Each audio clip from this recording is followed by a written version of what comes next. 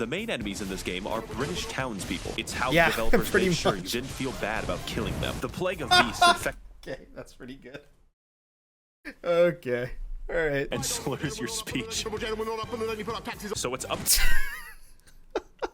Yo, how's it going, everybody? It's your boy Frame1 back with another reaction for you guys. And in today's video, we are going to be checking out Bloodborne Review Defeat Gods Doll Waifu Simulator by our boy Max0r. And I'm going to be honest, guys, the reason I decided to react to this video from Max0r, the main reason is because I saw that he is like 95% done his Elden Ring Part 2 video. So I thought, let's do another Soulsborne game, another FromSoft game before that one comes out, because I figured that one's due to be releasing in the next couple of weeks. So here we are, we're doing Bloodborne, we're doing another FromSoft game, and yeah, let's just jump right into this thing, guys. I'm excited. Actually, before every Max0r video, we have to mentally prepare ourselves. I gotta focus up. I have to dial in, or else I'm gonna miss everything.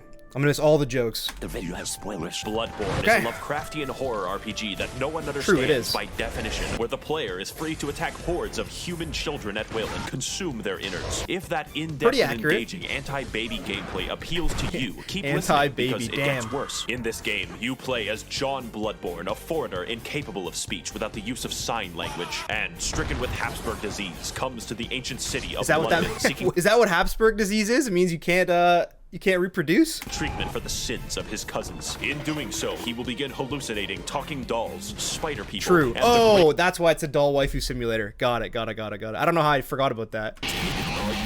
Journeying Jesus further, John Christ. Bloodborne becomes conscripted into the service of a gay elder god and the 60-year-old man he keeps as a pet. A and is gay given elder the god. Okay, the first thing that I'm noticing about this video that differs from his other ones that I've seen from him, while it's still sensory overload, it's still jumping all over the place, the story, it seems very sporadic already. So if his Elden Ring and his Metal Gear Rising videos were 10 on the scale of insane editing, this one's probably about a 7 so far. It's not quite the same. ultimate task of killing an invisible infant in order to cure his Right. anemia. To accomplish said Herculean task, the player must journey through dark forests, Yep. terrifying nightmares, and the meth-ridden alleyways of a post-Brexit Britain, slaying monsters, exploring, and tricking women Pretty good. That was pretty good. into being impregnated by gods so you can consume the child. This game is an excellent realization of a Metroid. I'm gonna be honest, I don't remember a whole lot about this game. I played this when it first came out, and it's been so many years now that I've played so many games since then that my memory's a little bit hazy. I remember like the beginning of the game a lot, but as the game goes on, I don't remember a ton. Yeah, with something new around every corner. A great action RPG which pits you against insurmountable odds and extreme challenges, and has a gripping story and lore about discovering the eldritch truth. So if you can, play it yourself, Nice. because I'm not going to hold back on the details. It's no secret that my reviews are entertainment first, Yep. so I don't suggest using me as genuine advice. However, most people can't play this game, ever, because Yeah, you it's have only to on buy a PlayStation. $400 magical box sold by the wizard Sony in order to experience it. And even I actually can't believe this game hasn't been remastered and put out on the latest gen consoles and on PC yet. I would bet that that's the next game they're going to do, since they just did Demon Souls not too long ago before Elden Ring. I guess it's been a couple of years, but yeah, especially with the success of Elden Ring, I think they'd be pretty silly not to remaster this and put this out on all the systems. Because like Max0r said, a lot of my friends, they love all of the Dark Souls games, and they loved Elden Ring, but they haven't played Bloodborne because they've never owned a PlayStation. even then, you get to see it in an amazing 30 frames per second Yeah. with no anti-aliasing. Port this game to PC, I beg of you. Yeah, In honestly. fact, I can assume that a lot of people watching this video will basically never play the game. But keep watching because I'm hilarious and original. Do that, and I can give you the full, unfiltered, uncensored, unsubstantiated, and unsportsmanlike experience that is Bloodborne. Wait, that's so funny. Wait, where do I know this song from?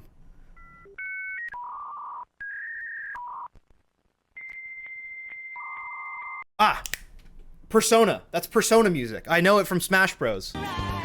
The gameplay is what makes this game great, and the easiest way to describe it is simple but complicated. On a Right. simple level, your baby brain is responsible for only 2 tasks, dodging and hitting. And Yes. dodging in this game renders you temporarily invincible. Sounds easy, right? True. Well, because every single enemy is adjusted to keep High pace frames, with you. baby. Basic enemies are basically able to whoop your ass into fucking non-existence. Every encounter, therefore, is tense and engaging. When you Yeah, kill someone, it it's is. because you were faster and had more meth than they did. On a complicated Okay, one thing I remember about this game was the potion system being drastically different from the Dark Souls series. Instead of having Estus flasks that would come back every time you would die or every time you'd hit a bonfire, you had a finite number of potions, and if you ran out of them, you'd have to go and buy more. I don't think I liked that system. Maybe it was just because I wasn't familiar with it, because I had put so many hours into Dark Souls before playing this game. But yeah, it was strange. Level, you have a gun, and normally bullets hurt people, but in London, Or a bullets are a blunderbuss. suggestion, like the Geneva Convention. Here in England, it's all about the knife bins. Except when you shoot somebody mid-attack, you gain the mystical and arcane ability to plunge your fist through their ribcage like Mortal it's pretty much a Kombat parry. and rip out their heart, which is considered rude and a slight annoyance. This extends to behind them if you charge an attack, which sometimes causes you to reach up a pig's asshole and rip out the prostate like fruit by the foot. Side note, the most Holy optimal shit, farming that route for was currency in graphic. this game is called Murgo's Pig Fisting Route. See, I changed the webpage. And in this route, you sneak up behind this guy and do him the dirty. no Then way. entice these Oh the my webpage. God. And in this route, you sneak up behind this guy and pretty do funny. him the dirty. Then entice these two swinular bastards to be mauled to death by members of Organization 13. Repeat 50 times. On a complicated Kingdom Hearts level, reference? every single weapon in the game has 2 different modes with 2 different movesets. And transforming between them gives you special attacks, in addition True. to running attacks, plunging attacks, on a theoretical The default weapon was the best one, right?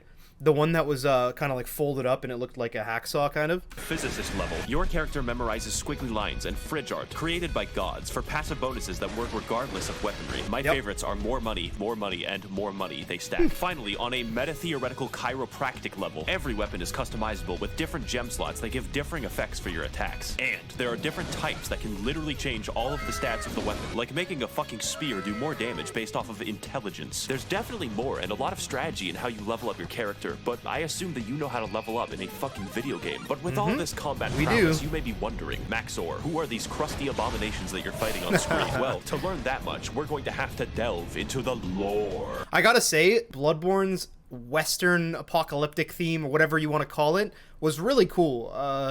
And it was also pretty creepy, man. I feel like exploring in Bloodborne, I was a little more scared than exploring in like a Souls game, for instance. Probably due to like the aesthetic of the world you were actually roaming through. So buckle your britches, bitches, because this shit is wild. If I say something questionable, just accept it as fact. I can be trusted. 60 years ago, 20 rowdy college students took the Sorry to pause again. I just can't help but notice how toned down the editing is in this video compared to his like latest 3 that I've actually seen. Like, don't get me wrong, I still feel like I should have drank a Red Bull before watching this video to be able to keep up with Max0r's fucking hyper speed storytelling, but it's like there's way less pearlescent colors flying around everywhere, swords turning like neon red, purple, like going iridescent, you know, all of that jazz from his latest stuff.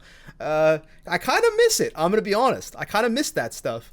their education extremely seriously because they found Woman Cthulhu. She was just in a portable toilet. He's still really downstairs. funny, Also, though. because they were bored, they beat to death a god of the sea with some bats, but that's a story for later. It turns out the entire world is ruled and created by a race of elder gods beyond human comprehension called the Great Ones. Figuring this out, they got Cthulhu's blood and were like, we can make a religion Similar out of to this. Elden because Ring. it turns out the blood can heal people, which is really good due to all the knife crime. So everyone starts drinking it a little too much and they get the money to build 36 cathedrals, but it turns out eventually the blood turns you into a werewolf. Yeah. So the church hires a guy named German to go fight the beasts with an organization known as the Hunters, but there's too many beasts, so he gives up. Now the knife crime is increased even more, and German sort of goes insane and creates a life-size doll of one of his students who is an 8-foot-tall Amazonian. He also canonically has sex with it. The moon god, for some reason, Okay, kind of takes was that notice of legit? this and is like, all right, listen, I'm building a suicide squad. I will bring your waifu to laifu if you serve me for all time. Who remembers how shit this movie was when it came out, dude? Holy crap. Why? Who the hell thought it was a good idea to cast this dude as the Joker? Honest to God.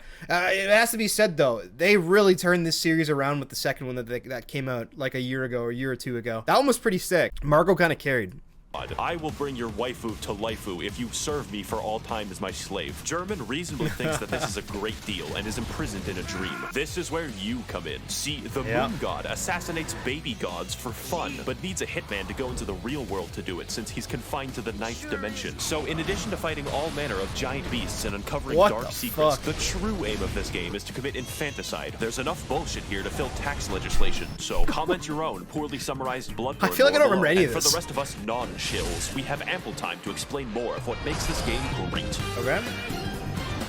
Yes, you have been jinxed. I am talking about bosses what? before I talk about the levels. In most video games, bosses cap off areas, but in Bloodborne, What is japed? Somebody needs to fill me in on that. Bloodborne areas are preambles to a dick flattening, and nothing will challenge your skill in quite the same way, except for the goddamn witches of Hemwick, who were placed into the game for disability access. You can probably tell that Bloodborne is a hard game. We don't even know if a games journalist can beat it, but it's hard in a fair way that tests your skills and reaction time, except for Lawrence, but I'll get back to Lawrence later. What sets this game's bosses apart is that the challenge makes it feel like you're a really small dude jabbing a toothpick into a building-sized deer demon. Yeah, so that's I true. would be impressed if he killed that. But not only that, unlike Dark Souls, every single boss reacts meaningfully to how you attack them. Large beasts can have their bones cracked and their tendons wound into a slinky. Bone boys can be knocked over and have their marrow sipped. And human enemies will... that's true. That's true, actually. I forgot about that. That's interesting. I guess Bloodborne was the first one in the series to actually incorporate the crush effects, I guess you could call them.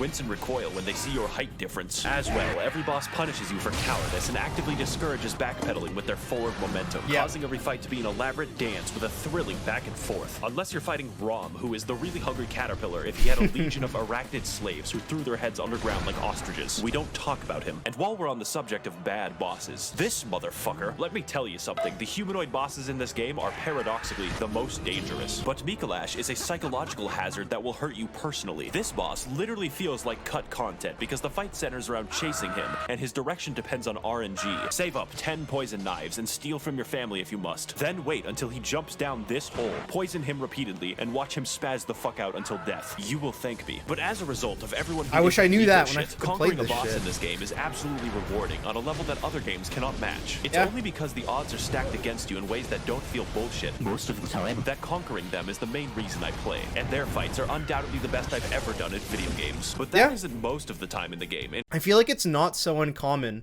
for people's favorite Soulsborne game to actually be Bloodborne.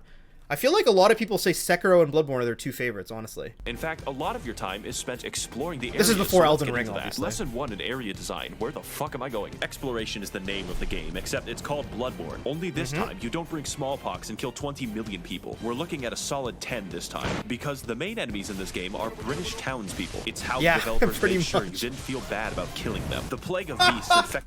Okay, that's pretty good. Okay. Alright. London causes people's teeth to become beast-like, makes you aggressive at night, and slurs your speech. So it's up to you to stop them as a hunter should. If you don't look up where to go next in this game, good fucking luck. People get lost all the time. Get used to it. This game doesn't do exploration like, oh look, there's loot in this hallway. My dopamine's gonna go crazy. That's baby shit. This is daddy's exploration, where you find a route back to a place you were in 10 hours ago. And but you unlock a shortcut. Map or any map. Every single hallway is a rabbit hole of discovery, and your hand isn't held. Case in point, Cathedral Ward is a level, but feels like a hub area because it connects to fucking everything. And where you start the game is in the middle of a loop-de-loop involving torturous experimentation. Just look at the fucking map of this game. Everything overlaps. And yes, there is a level called Nightmare Lecture Hall, and no, it does not connect to the Altar of Despair, although you would think that. Fittingly, the Lecture Hall is the smallest area, and more fittingly, 90% of the combat is graduates throwing cum at you. The game also has 2 completely secret areas that you would not find without the internet. I would tell you how to enter, but I don't want to do calculus. And what you get at the end? Upper Cathedral Ward is legitimately a horror area in a game loved for its combat, because it's filled with enemies who act out my greatest fears. Stealing currency permanently gives me fucking chills every time I talk about it. Castle Canehurst is proof that From Software hates us all, since the best area in the entire game requires you to go to the Field of Corn in Ohio and trek down Waldo. But it's worth it to invade the house of that parasitic queen dwelling in her demented castle, so that she may feel the wrath of the proletariat. All we have to do is kill Prince Philip, who guards the way as an eternal lich. On top of this, there are numerous NPCs and NPC quest lines spread throughout the world, all with a series of pretty much standard in most Souls games.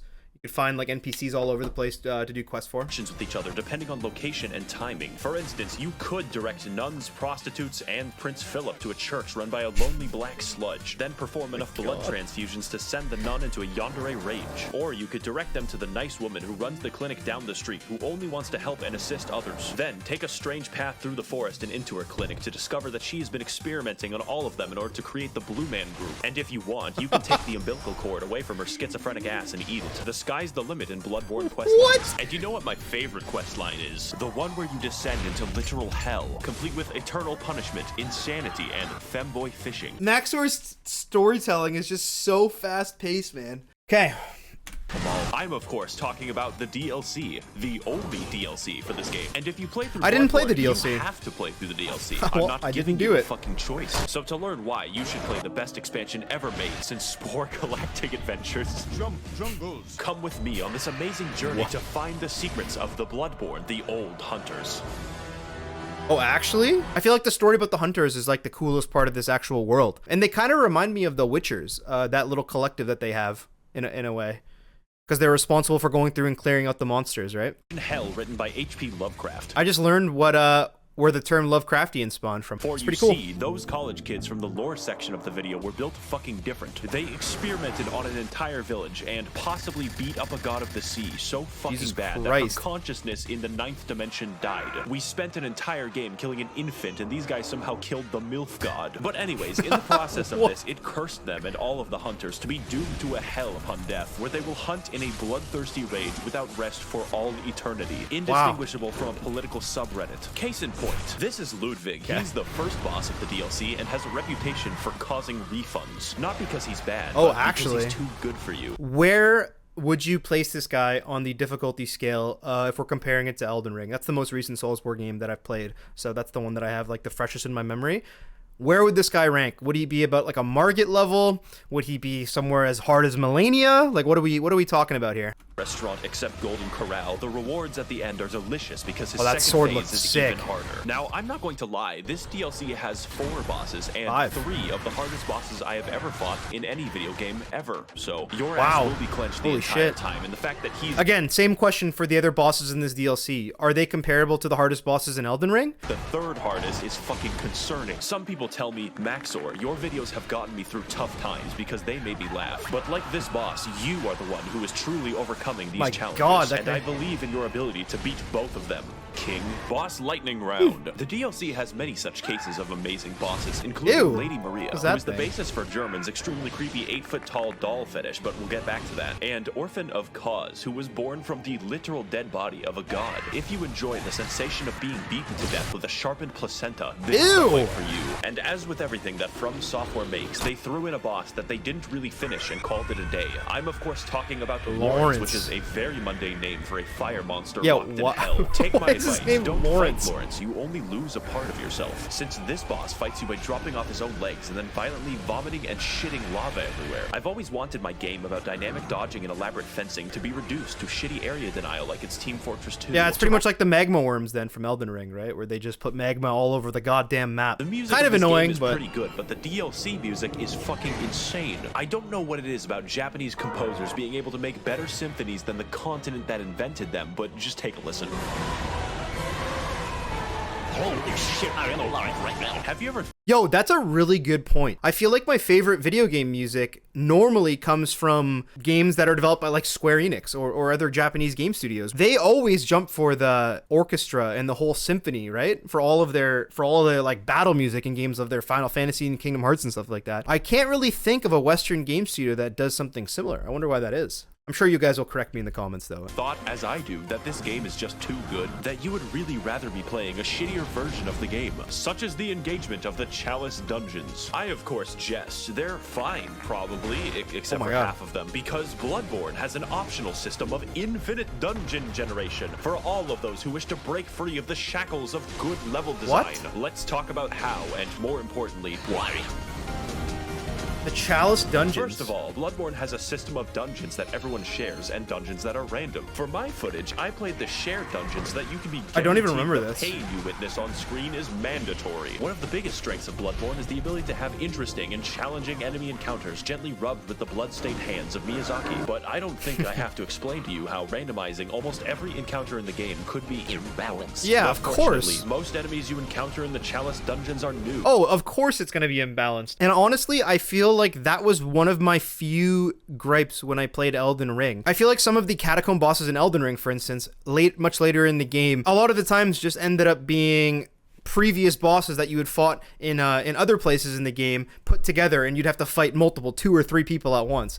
And it didn't really give me that Ornstein and Smog feeling where it felt like their movesets were crafted to kind of work well together. I feel like more often than not, it ended up just being frustrating for me. All these enemies individually are designed very well, but if you throw them together, it ends up just being very annoying, and their moves end up just being kind of like and it ends up just turning into like a clusterfuck most of the time, I feel. To spare British people your wrath, so you instead fight SCP-96. But why are we here? It turns out that the entire city of London was built on a Celtic burial ground, an ancient civilization called the Sumerians, who discovered the healing powers of blood and then mysteriously disappeared. Wow, I wonder what happened. This is all cool in theory, but the reality is that most of the time you fight the same 4 enemies, and the first 3 dungeons can be replaced by Simon Says. My cat literally wouldn't notice. The Chalice dungeons are so forgotten that the developers use them to put joke enemies into the game. My favorite is the man who aggressively rolls at you stark naked wearing only his leggings. The uniqueness also extends to the boss. That's disgusting. And they're actually pretty cool, like Tumerian Descendant, Watchdog, yeah, that guy looked pretty sick, and so did the dog. Men. Do you remember that basic enemy from like 2 levels? He is the boss now. Rom. What? He is the boss. Why? Again. The only thing stopping me from throwing myself into a wood chipper is the fact that Mikolash isn't back. And if you're going to have replays, you probably want to make sure that they're actually good. In fact, the bosses are so fucking imbalanced that the Watchdog fight is primarily comprised of instant kill attacks. I beat Sekiro backwards on a keyboard, and this shit is too fucking much. Now, normally that would be all, but the dungeons go deeper. What we have discussed so far is merely the surface, and there is a much darker syndicate lying just below. These places you must never venture, for they are the save edit dungeons, whereby through wizardry, the community are able to conjure up deep, dark chasms and share them with the rest of the world. Dungeons, of these secrets, there are only 2 that I shall reveal to you, and the first is the Cum Dungeon. Yes, you heard that correctly and clearly. The Cum Dungeon is the name of the most optimal farming route ever conceived by the fucking cricket people who do this shit, whereby the player enters the chasm of place name and watches as a high-level boss yeets itself off a cliff. Murgo's pig fisting route can give you 10,000 echoes. This gives 83,000. And if you thought that sorcery was bad, it gets much worse. You can insert anything from the game files by save editing a Chalice dungeon. Anything. This includes cut and unfinished content from the game that the developers forgot to delete. Hey, Vati. Oh, I know that guy. I'm pretty sure I watched some of this guy's videos on Elden Ring about like the lore after I completed the game. Oh, that's sick. This includes cut and unfinished content from the game that the developers forgot to delete, like this doggo who attacks you with invisible lightning. Overall, the Chalice dungeons it kind of looked like the deer boss from Elden Ring, kind of, just like slightly modified, a little more hairy. Actually, very fun to play, and yet I love them. Everyone loves them because they allow us to further explore a long-dead game with the help of a passionate community. Now, before we sign off, I know what you're thinking. Max0r, what about the multiplayer? That I would love to talk about with all the footage I have, but it's dead. If this game releases on PC and it better, then I will talk about the multiplayer. It's going to. This game's gonna come out on PC next year. Watch. It's gonna go. Just mark my words. Mark the date on this fucking video, guys. Save the date. This game's coming out before the end of 2023. Combat, the battles, and the difficulty of this game. It's nice to have a place to recharge, purchase items, upgrade weapons, and watch as it violently burns to the ground. This is where you'll find German slowly wasting away as his soul remains captive for an eternity, and his doll waifu that he sold his existence to be with. She talks to you, levels you up, offers you advice, and German says you're allowed to have sex with her. When I fell down and felt defeated, she was there to pick me up. When I emoted at her randomly, she pretended to be impressed, and she was there, graciously standing in the background of this one shot that I took of myself. I get it. I get the doll waifu simulator now. I understand. She is our waifu now, and the game is perfect and complete because she is in it. Now excuse me as I engage in the supplementary lore material. Should you get the game, yes, absolutely, I am biased. In fact, you should physically enter Sony's headquarters and do not do that. Do not do that, guys. I will be right there with you. Tasers will not stop me. Bloodborne was great. I would highly recommend playing it, even though I can't remember a lot. Okay, I'm gonna go back and play it. I do have a PS4, but I need to probably rebuy the game because I don't remember the login on my account. When this game comes out on PC and when it's remastered on the next gen consoles, everyone's going to play this game. You don't need me to tell you. I would like to thank the corrupt hackers and politicians funneling money into this channel directly from the taxpayer. If you would like to contribute your funds accrued through extensive federal government corruption, you can head to my Patreon to learn more. I would also like to thank the kind denizens of the Mythbusters Smut Discord who sent me half the memes in this video. And as always, thank you for watching. Hey, thank you, Max0r. Keeping us all entertained. Oh, look at that. Incorrect summary of Elden Ring Part 1, dude. We can't wait for Part 2. No, that was incredible. I mean, what do you expect, man? Max0r is just class. He just comes with quality time and time again. Thank you guys again for coming to check out this video with me. I appreciate you guys. Leave a thumbs up if you enjoyed. Drop a comment recommending anything else you guys want me to check out. Or if you want to just say hi, you know, shoot the shit, ask me a question, whatever, leave those down in the comments below. And drop a sub as well if you guys haven't yet. If you want to stay up to date with all of my reactions and other content that I'm planning on doing in the future. Other than that, I will catch you guys in the next one. Peace!